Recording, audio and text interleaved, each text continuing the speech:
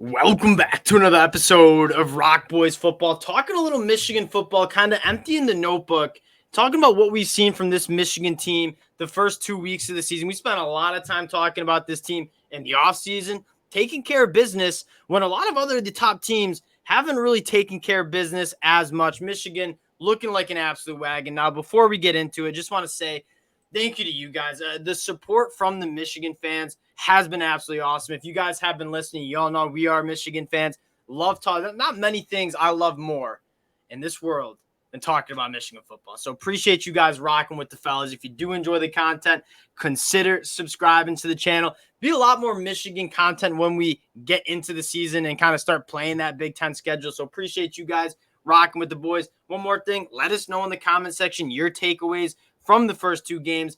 Dill, I want to talk a little bit about why this Michigan team can be special in 2023. And it starts with this us against the world mentality. They'll name me a better program in the country when it comes to culture than what you see in Ann Arbor, Michigan.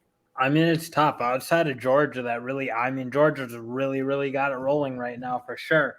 But I will say one thing about Michigan is that the guys who are on top of are like the leaders of this team and like the guys I perceive as the big dogs, they aren't like part of those old teams that lost, and they weren't part of those teams that in big moments played really poorly, which frankly pre-2021 season, that was pretty much every Michigan team, I would say, for a big part of Jim Harbaugh's years. When the moment got as big as it could be, they usually didn't play their best. And I honestly think that's a huge thing going forward, because you look at the guys like Rod Moore, JJ, some of these like Junior Colson. None of them have lost to Michigan. None of them have lost to Ohio They State. were never players on those teams that lost. They just, I feel like there's a different like confidence to them and swagger and like belief than I've ever felt in the past. Yeah, and I think another thing that has kind of helped, and not that this team needed any more motivation. Like you saw guys like Keegan, Blake Corum, Zach Zinner all come back for one reason, that's to win a national championship. And all those guys a lot of them would have been day 2 draft picks. And they come back to go win a national championship. You're seeing this team treat every Saturday like a business. It's a business trip. You know what I mean? Like they're just taking care of business. And not that this team needed any more motivation, but the Jim Harbaugh suspension, I think, certainly put another chip on this team's shoulder. And again, you talk about like a special culture.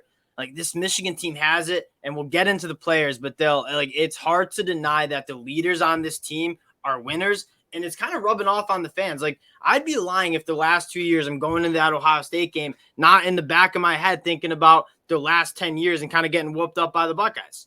I mean, this year I'm going in like this is our team. This is a better team than Ohio State. I have a ton of confidence about Michigan taking care of business at the end of November in Ann Arbor. There's a different vibe around this team. Dill, let's talk about and kind of empty the notebook here on what we've seen through the first 2 weeks. And let's start with the quarterback position. JJ McCarthy certainly taking that step.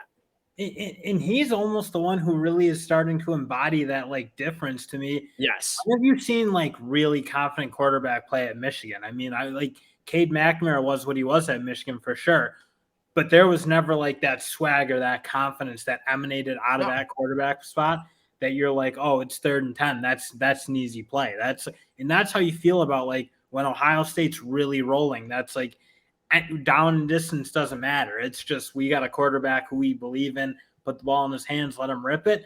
The way JJ's playing right now and just the way we're operating on offense, it feels different to me than it really ever has. Because even as much as we like beat up on teams last few years early, you didn't feel like there was like that Terminator level play going on offense where you just knew you weren't going to punt because you had a quarterback who no matter what was going on, he's going to make that play.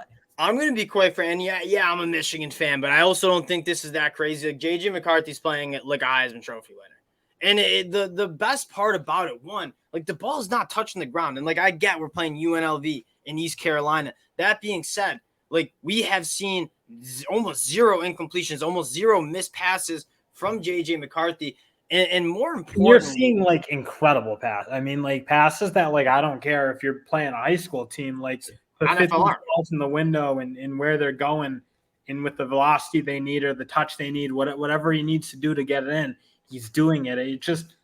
I just feel different about what this passing attack can be led by JJ than I ever have. And that frankly is like that felt like was holding us back for the past couple of years from being really, really good. Not just yeah, I got like two things. One, like working the middle of the field has been something we talked about. Like Michigan's going to have a dominant run game, right? You have one of the best, if not the best offensive line, two of the best running backs in the country. Work in the middle of the field, off play action. You're starting to see that a little bit more. You talk about hitting explosive plays. We'll get to the wide receivers in a second, but I'm loving what you see from that. And the second thing, and this is the last note I'll make on JJ, I feel like he's not pressing as much. I feel like last year, like the young gunslinger in him just wanted to keep every play alive, trying to kind of be a hero on every play. This year, I feel like he's just letting the game come to him, taking the checkdowns when he needs to. And I think that's really going to help this offense stay on schedule and just be efficient. And then if you're efficient, the explosiveness is going to come. And that's the other big thing we're starting to see a little bit, and that's led by Roman Wilson himself, a guy who, again, struggled with injuries for a long time at Michigan. When he's been on the field, he's been very solid, but to me, it feels like he's taken his game up to a new level and really starting to like kind of play at his potential whole time. I mean, making really, really good catches, being open pretty much on any route, taking balls, like catching and running with things we hadn't really necessarily seen a ton from him at times at Michigan, or not a ton, but like you just haven't seen that as consistently. I mean, through 2 games, he's looking like a different player to me. Yeah, hand up on that. Like I was critical of the Michigan wide receivers. I was at one point just banging the table for them to go grab one in the transfer portal. Wrong. Like a healthy Roman Wilson, and to be fair, like we haven't really seen Roman Wilson string together multiple healthy games. That being said, like well, I know it's against inferior competition. That being said, I mean 5 touchdowns. The juice is there. You talk about hitting some explosive plays. Roman Wilson, people forget, he's like one of the fastest players in college football. You couple with that with Cornelius, and one note I'd make on the passing game, and this is not like a knock on the tight ends, I like how it's getting run a little bit more through the wide receivers. Because one thing we noted is our passing game was solid last year, but it was a lot through the tight ends, a little bit of lack of explosiveness. Because it's going through the wide receivers, you're seeing Michigan hit more of those chunk, bigger plays through the air. And again, we're going to get the tight ends involved more. That being said, I'm very happy to see it kind of going through guys like Roman Wilson and Cornelius Johnson. If there's one other guy I want to shout out, if you ask me who would be that third wide receiver to emerge, we know we got CJ and Roman Wilson. Tyler Morris, turn me on for him because I think he's coming along.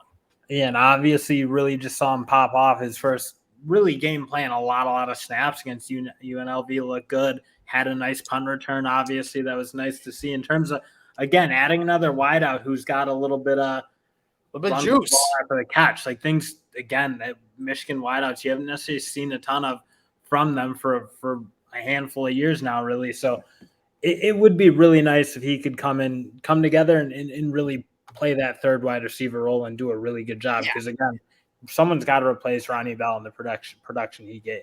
And offensive line, running backs, tight ends, like we knew were elite there. Like we don't. I didn't need to see it against Eastern Carolina and UNLV to be like, yeah, we got a good offensive line. Like we do have a solid offensive line. What I want to talk more about, and another one of like the questions that we had coming into the season is who is going to be like our elite pass rushers that when we win on first and second down, which we did a phenomenal job with last year. When we started playing some of the better teams, I feel like the pass rush maybe kind of didn't turn up as much as we want. The edge rushers so far this season looking very, very good. Well, the big thing to me is Derek Moore looks like he is my guy at that like all Big Ten level because he's that guy. You look the raw talent he has, and it's probably on a higher level than almost anyone else on this defensive line. I mean. And what I've noticed is we knew he had that big physical ability to play with his hands and shed blocks, but I mean, you're starting to see him get on the edge a little bit, show a little burst and bend. Some of those traits, I don't think he necessarily showed last year, but it seems like it's coming along. And if you can fit that with the skill set we knew he had in that power, I mean, to have a really dangerous edge rusher to me would transform this mission. That's what made Hutch so special is his ability to win multiple different ways. You know what I mean? Hutch could go right through tackles with just straight power, but he also had like that dynamic ability to win with that burst and bend around tackles as well. You're starting to see Derek Moore. You saw the raw power in his hands. Like I'm going to put my hands on a tackle and just collapse the pocket. You're now seeing him kind of work that twitch and bend as well. He's coming along. If you were to ask me who's going to lead this team in sacks, who's going to be the most influential pass rusher, I think it would be Derek Moore on the outside. I'm probably going Chris Jenkins if we're talking on the inside. But at the end of the day, like 4 guys. Like Jalen Harrell continues to be the most underrated guy on this Michigan team. Just wanted to shout out him. We knew who he was. Josiah Stewart looks solid. I'm kind of looking for him to get a little bit more work. Braden McGregor coming along. Then you take a look at the inside. I mean, Chris Jenkins, I think still underrated. I think he's going to be a top 50 pick in the NFL draft. And then you have guys like Mason Graham. Kenneth Grant is coming along as like Mozzie Jr. They weren't kidding. And then you have Rayshon Benny coming along. This defensive line can rush the passer from all 4 guys on that defensive line will be able to get after the passer. Their linebackers looking about as hot as it gets, but I want to focus more on the secondary, which was the biggest question mark we had coming into the year. Was you have Will Johnson, you got Rod Moore, Makari Page, Mikey Sandstrom. Who's playing on the opposite boundary of Will Johnson? I think we have our answer. I think it's still going to kind of play itself out, but Josh Wallace, he's looked solid for the first 2 Yeah, I mean, just for him to come in and really not make any mistakes, I still think that's baloney that pick didn't count. Garbage. I don't know what they're watching. That was obvious.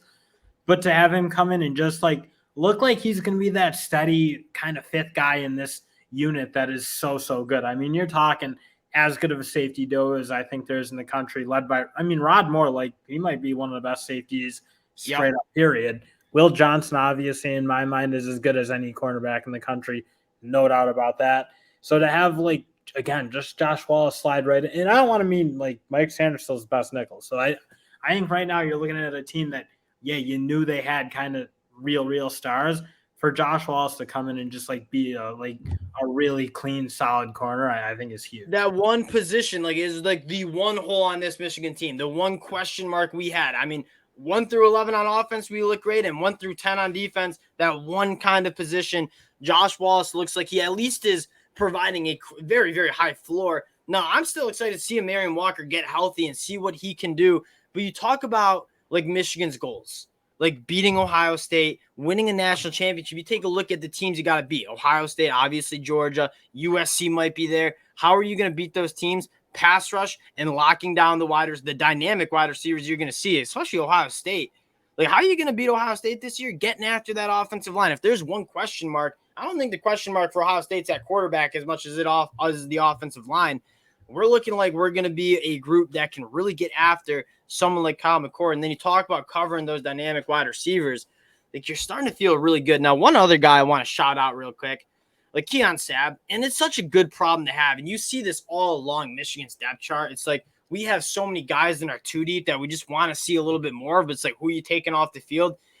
And Keon Sabb's working in the nickel. He's working at that high safety spot. But he, as the year goes on, kind of like Makari Page last year, I feel like is going to be a hard guy to keep off the field.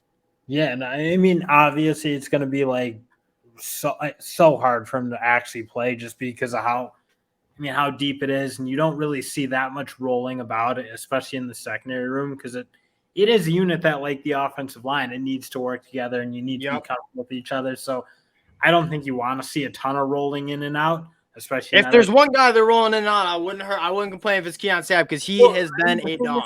Keon Sabb is I think they can use him in that like nickel slot sort of role. I get the sense that he can do a little more than just play that high safety. I think he tackles well.